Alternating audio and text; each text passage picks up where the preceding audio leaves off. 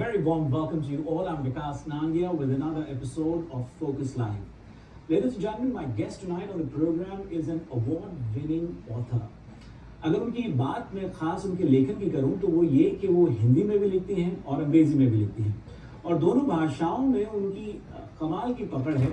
एक contemporary author मैं कहूँगा उन्हें, क्योंकि उनकी जो कहानियाँ हैं और the way she narrates her stories is very, very contemporary, and that actually binds the people of all generations. We're lucky that she's traveling to the United States from India, and so we are fortunate to have her on the program. My guest tonight on the show is Pratyaksha. Welcome to the show. Thank you so much. Thank you so much for taking out time. I know जब इंसान छुट्टी पे आया होता है तो परिवार के साथ घूमने को इच्छा होती है, लेकिन मुझे इस बात का भरोसा है कि आज हमारी बातचीत से थोड़ी ऐसी गर्मी पैदा होगी, क्योंकि आज बाहर ईस्ट कोस्ट में बहुत कड़ाके की ठंड है, लेकिन इस बातचीत से कुछ ऐसी ताजगी, कुछ ऐसी गर्मी पैदा होगी कि हम दोनों को बहुत अच्छा लगेगा कि हम फोकस लाइव के शो पर हैं. Absolutely. I want to start up the conversation by asking you, how did the writing happen? I mean, I understand that it was not that आप शुरू से लिखने की तरफ ही आकर्षित थी. It happened at a very later stage of your career. Tell me about that.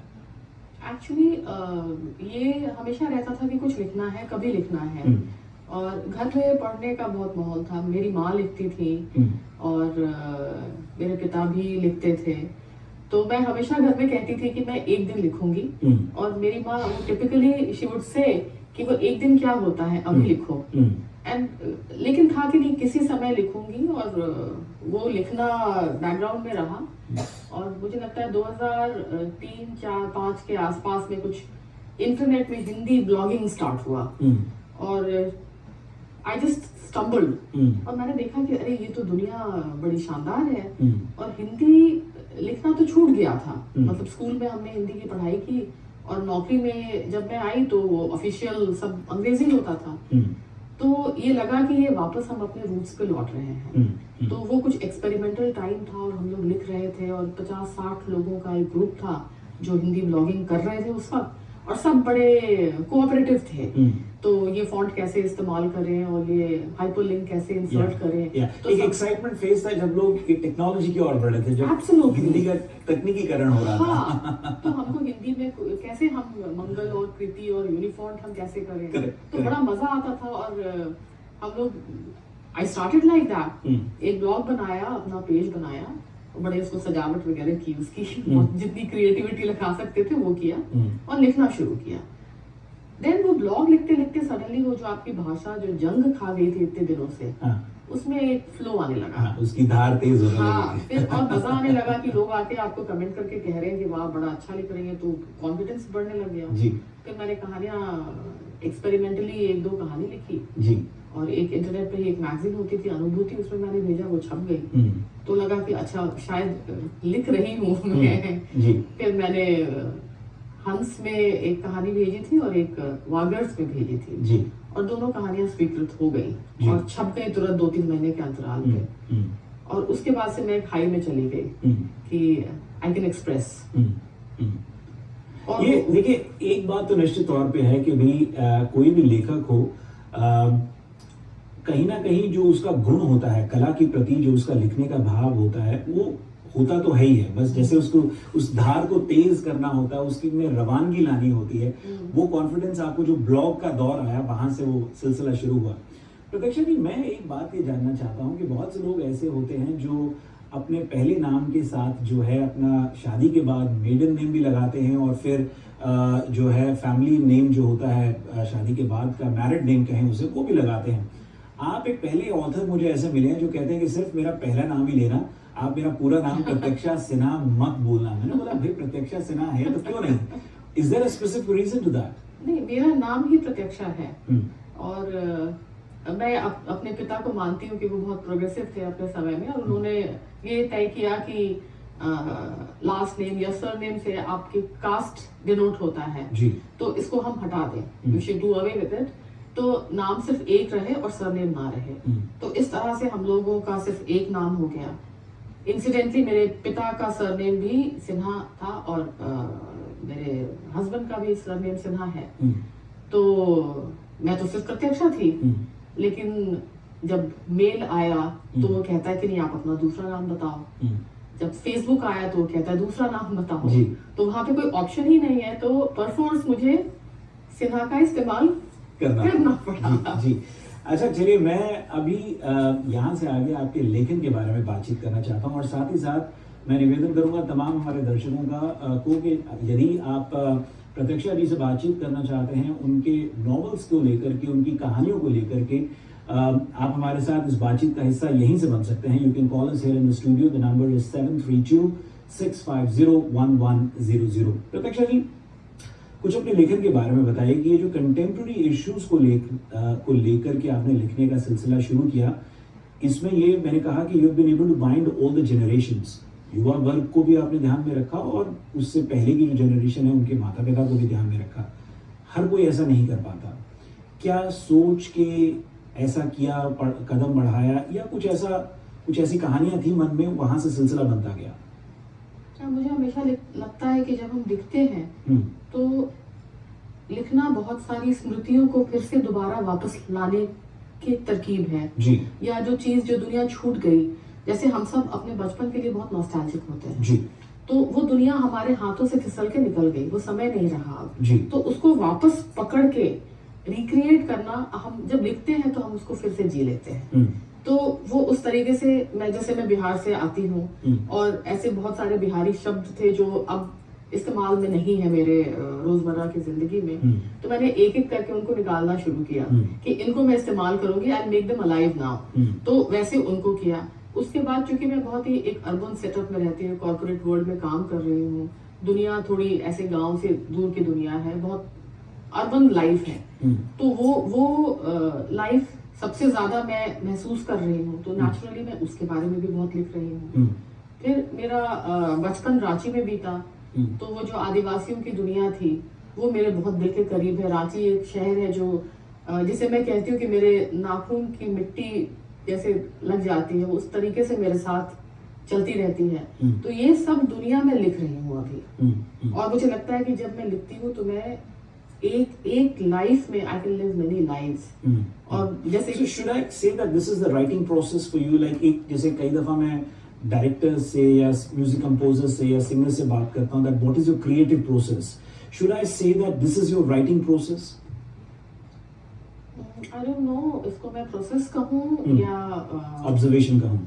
हाँ, मतलब things have come very intuitively to me कि जब मैंने लिखना शुरू किया, कई बारी कोई जैसे एक नाम आपने कुछ कहा, कहीं सुन लिया मैंने, and that name may trigger a story, या कोई इंसिडेंट या कोई विजुअल थोड़ा सा देखा हुआ, दैट बिकम्स अ स्टोरी। तो वो उस तरीके से लिखना चलता रहा है, बहुत ही उसमें कोई मेथड नहीं है जी। और सब इंट्यूटिवली हो रहा है जो अब तक हुआ है, आगे आई डोंट नो। जी जी। दर्शकों, वक्त तो चला है फोकस लाइव में एक छोटे से ब्रेक का। ब्रेक के बाद प्रत्यक्षा जी से ये दिलचस्प बातचीत जारी रहेगी। आप बने रहिए हमारे साथ, और आपकी कॉल्स लेने का सिलसिला भी हम शुरू करेंगे छोटे से ब्रेक के बाद। बहुत जल्द हाजिर होंगे।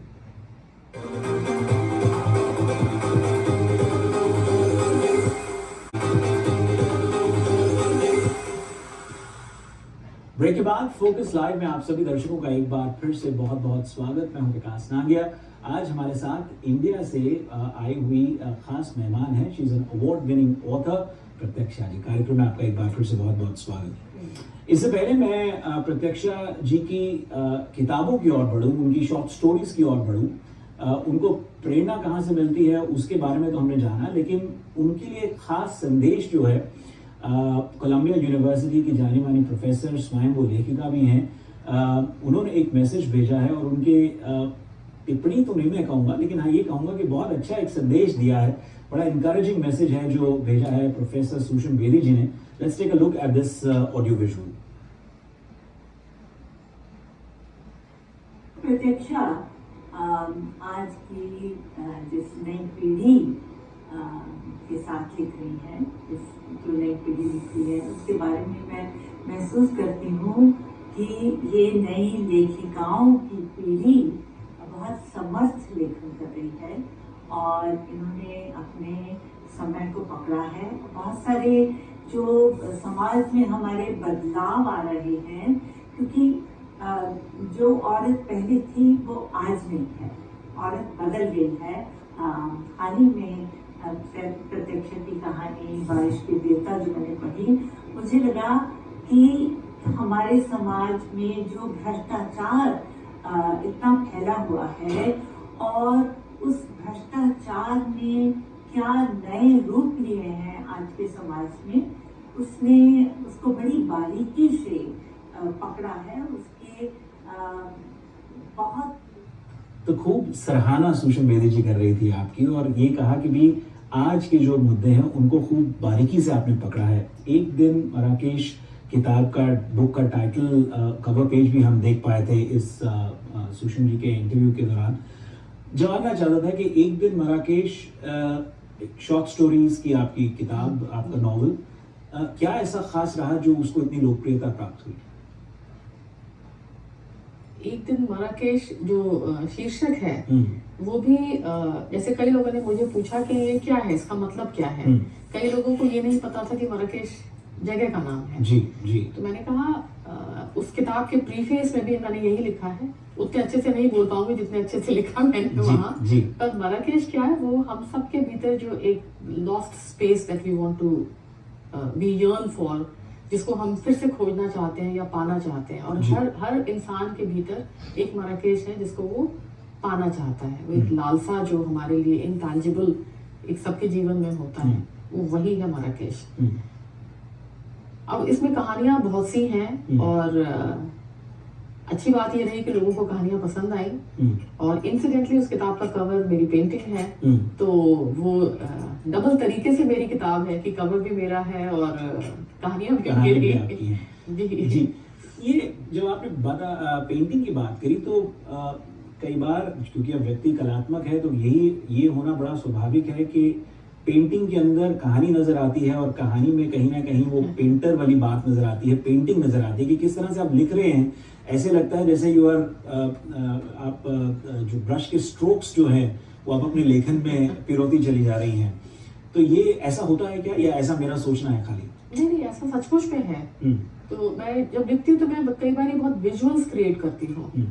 तो वो जो कहानियां हैं उसमें शायद बहुत कहानी जैसे नहीं होता, उसमें मन की बहुत सारी दुनिया होती है और उसको मुझे लगता है कि मैं इसको बेस्ट कैसे डिस्क्राइब करूं। तो उस डिस्क्रिप्शन में बहुत विजुअल्स आते हैं। क्योंकि मैं पेंटिंग करती हूँ तो वो रंग और मतलब कुछ ऐसी भी कहानियां हैं जिनमें सिर्फ रंग ही रंग है और सेंसेस हैं, you know, the taste, all the senses.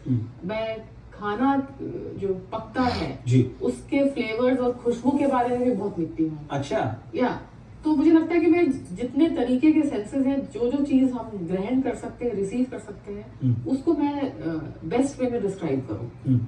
तो शायद ये होता रहता है, मतलब आवाजाही होती है पेंटिंग और राइटिंग में, बोथ वेज। जी।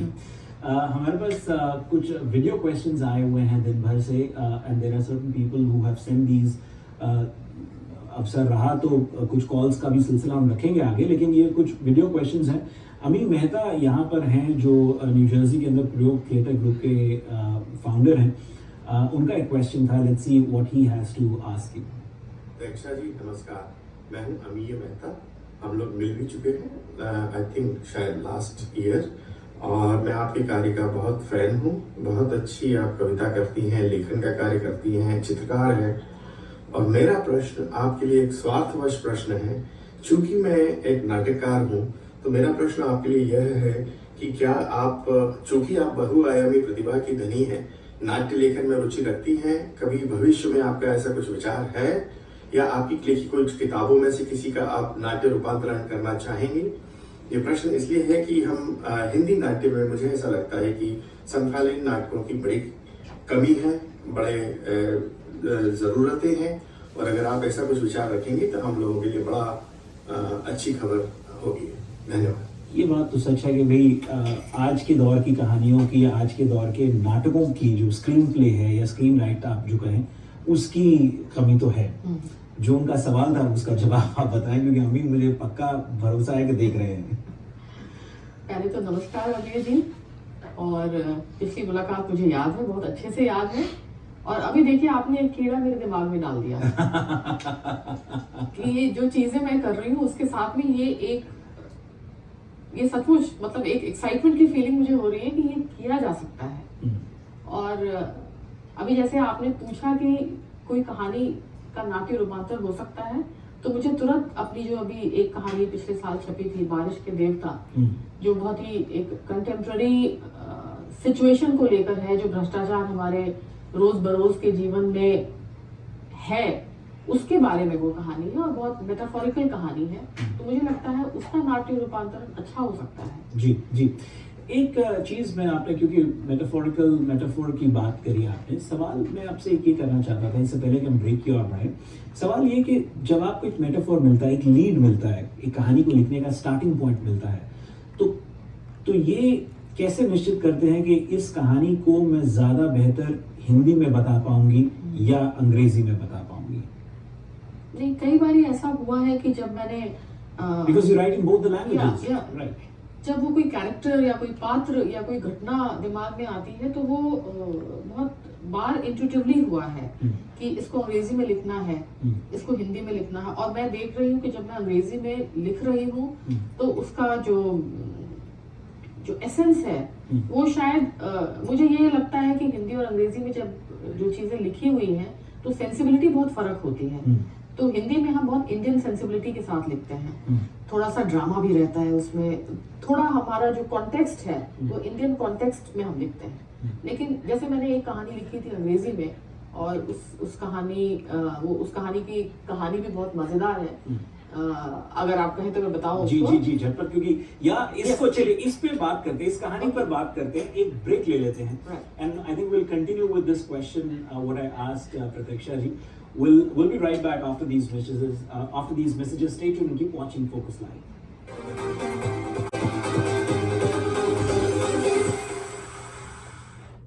ब्रेक के बाद फोकस लाइव में आप सभी दर्शकों का बहुत बहुत स्वागत। आज हमारे साथ एक बहुत ही उम्दा नॉवलिस्ट, स्टोरी टेलर भारत से आई हुई हैं, हमारे साथ स्टूडियो में मौजूद हैं, अवार्ड विनिंग ऑथर प्रतीक्षा जी। कार्यक्रम में आपका एक बार फिर से स्वागत। मैं बार बार प्रतीक्षा सिन्हा बोलने लगता हूँ, फिर रुक जाता हूँ क्योंकि प्रतीक्षा जी बोलती हैं मेरे पहले नाम से ही मेरा परिचय कराइए।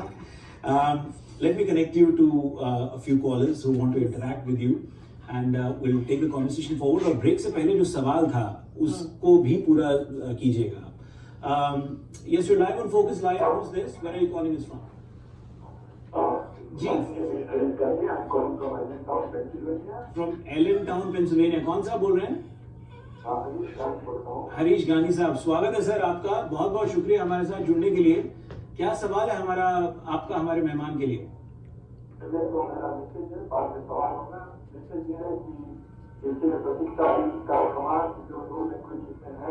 जी, आपकी जो याददाश्त कभी भी स्लिप नहीं हो सकती, माने बहुत ही तेज होती है हमेशा। एक बात यह है, अच्छा इस बार देखिए शायद एक सुस्ती होगी तो पता नहीं, लेकिन उनको ये मैसेज है कि वो जो हिंदी का जो बहस कर रही थी, तो अभी ये जो करीब से चल रहा है तो बाबा पूरी तरह से आ चुका है। और वो जो गुरु सतगुरु और टीचर का जो रोल निभा रहे हैं उसकी लैंग्वेज हिंदी ही है जी, तो जिनको बच्चे जाते हैं वो हिंदी को जाना बहुत जरूरी रहता है जी। और दूसरी बात ये जो परीक्षा की जो लिखती है तो जैसे बोलते हैं कि सर आपकी आवाज, मैं हरीश जी थोड़ा माफी चाहता हूँ, आवाज थोड़ा क्लियर नहीं है। Are you on the speaker phone sir? आप अच्छा, आप सेल फोन, अच्छा सर थोड़ी आवाज आपकी क्लियर नहीं आ रही थी, लेकिन संक्षिप्त में आपका सवाल क्या है थोड़ा अगर बताएंगे। आपने जो प्रेरणादायक बात करी वो हमारे को समझ आ गई, सवाल कहीं हम खो बैठे, सवाल बताइए सर।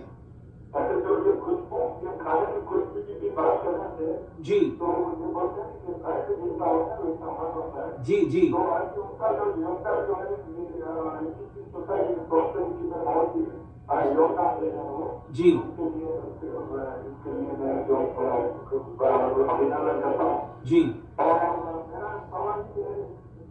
जी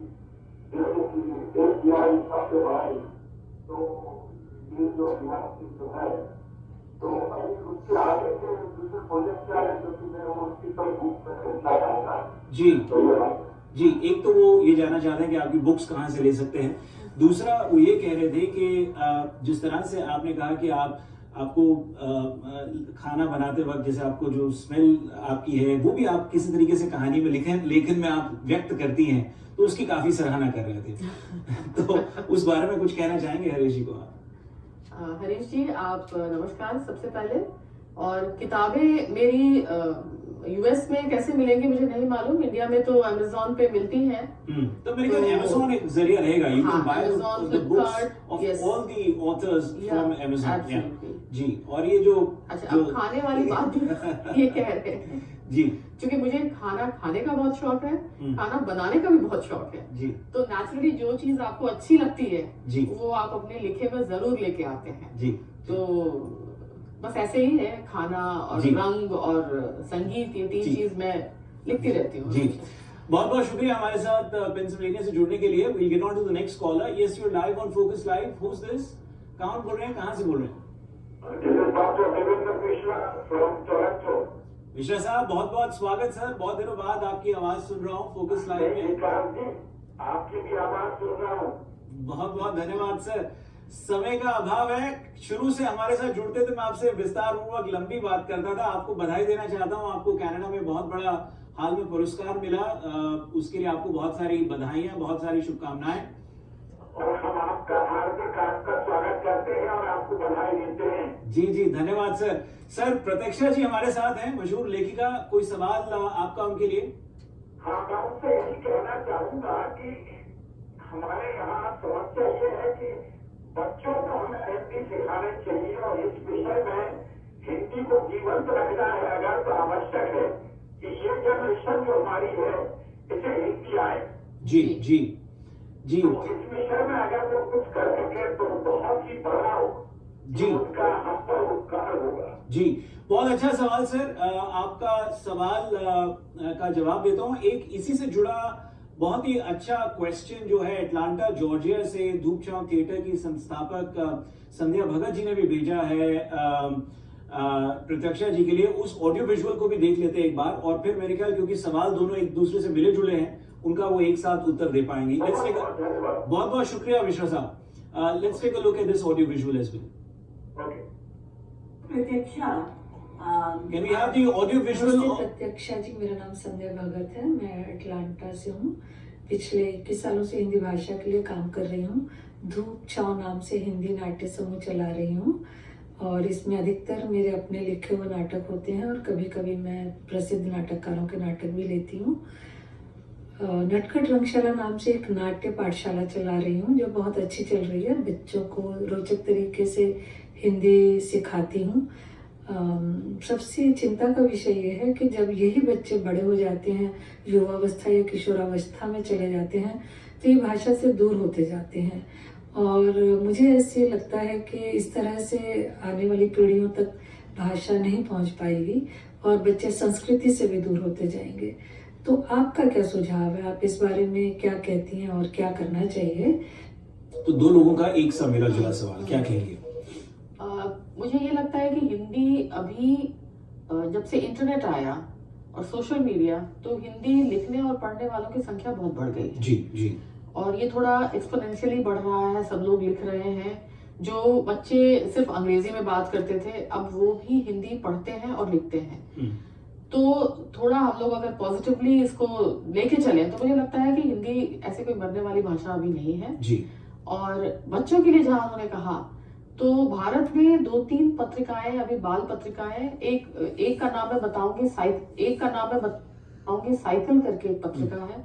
वो इतनी सुंदर है, उसमें जो इलस्ट्रेशंस है वो इतने खूबसूरत है, वो किसी भी विश्व साहित्य के समकक्ष हैं। तो ऐसी चीजों को हमको थोड़ा और प्रमोट करना चाहिए और बच्चों के लिए तो लिखना शायद सबको करना चाहिए। एक उसमें हम भी अपने बचपने में लौटेंगे और अगर हम बच्चों को अच्छी चीज देंगे तो बच्चे डेफिनेटली अट्रैक्ट होंगे, पढ़ेंगे उसको। प्रतीक्षा जी, कुछ बातचीत का अभी एक माहौल बना ही था, लेकिन समय खत्म हो चला है। मैं क्षमा चाहूंगा, लेकिन मैं आपसे निवेदन करूंगा कि अगले 30 सेकंड के लिए अगर कोई खास संदेश आप प्रवासी भारतीयों को देना चाहें, और जो मेरा सवाल था उसी से जुड़ा, उसको अपने उस संदेश के बीच में उसको भी बताएं कि हिंदी और अंग्रेजी में कैसे सोच विचार रख के आप जो लिखती हैं, उस बातचीत को फिर खत्म करेंगे। एक तो जो प्रवासी भारतीय है ना जी, मुझे यहाँ आके लगता है वो इतनी आत्मीयता है, और आप लोगों ने बहुत संस्कृति को बचा के रखा है और भाषा को बचा के रखा है, जी, जो कई बार भारत में हम, चूंकि हमारे पास वो चीज है तो हम उसको महत्व नहीं देते। जी, जी। लेकिन आप दूर हैं तो आप लोगों ने इसको बचा के रखा है, और ये इतनी खुशी की बात है। ऐसे बचाए रखने से ही तो चीजें आगे फलती फूलती हैं और बढ़ती हैं। जी, जी। हिंदी में लिख रही हूँ, अंग्रेजी में लिख रही हूँ, लेकिन हिंदी में लिखना सबसे ज्यादा जरूरी है मेरे लिए। अंग्रेजी तो ठीक है, कर रहे हैं, लेकिन हिंदी लिखना, क्योंकि हिंदी लिखने से मुझे लगता है कि मैं अपने सब उस दुनिया को बचा के लेके चल रही हूँ, और शायद मैं पास ऑन करूंगी अपने फ्यूचर जनरेशन को, मैं अपने बच्चों को दूंगी, अदरवाइज तो ये चीज विलुप्त हो जाएगी। जी, आप अच्छा लिख रही हैं, लिखते रहिए, उसके लिए आपको बहुत सारी बधाइयां, बहुत सारी शुभकामनाएं। बहुत सी बातें हैं प्रतीक्षा जी के जीवन से जुड़ी हुई, उनके लेखन से जुड़ी हुई मैं करना चाहता था, समय का अभाव रहा, लेकिन हाँ, समय रहा तो जब भी अगली बार आप आए, मैं आपसे निवेदन करूंगा तो प्लीज आइए हमारे साथ, दोबारा बात करेंगे। लेकिन हाँ, आप प्रतीक्षा जी की ज्यादा जानकारी आप अगर गूगल करेंगे बहुत कुछ पा पाएंगे इस उम्दा लेखिका के बारे में। फोकस लाइव के आज के एपिसोड में इतना ही। Ladies and gentleman, on Feb 4th Tuesday we will have yet another talented personality on the program. Our guest on the show will be Rushi Vakil, son of a tabla virtuoso, Pandit Divyang Vakil's son, who is a phenomenal, promising music composer. He has composed songs for Hindi and Gujarati films. We'll talk about his music and much more. Until Tuesday night, have a wonderful weekend. Stay focused, stay blessed. Good night.